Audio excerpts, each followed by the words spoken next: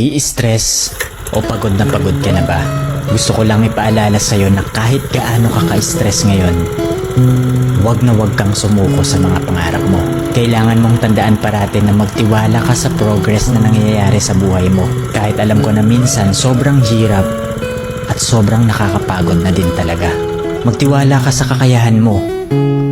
Ang dami mo nang nalagpasan na mga malalaking problema dati. Ngayon ka pa ba susuko? Patuloy ka lang na lumaban. Ang pakiramdam mo ngayon na nahuhuli ka na sa buhay, siguro dahil nakikita mo yung mga kakilala mo o yung mga kaibigan mo pakonti-konti may na-achieve na sila. Parati mong tandaan na lahat tayo ay may kanya-kanyang timeline sa buhay. Hindi ka nahuhuli at hindi ka rin naman nauuna. Kung nasaan ka man ngayon sa buhay mo, yan ang lesson at experience na kailangan mong pagdaanan ngayon. Lahat tayo ay may sariling kwento sa buhay na makaka-inspire ng ibang tao.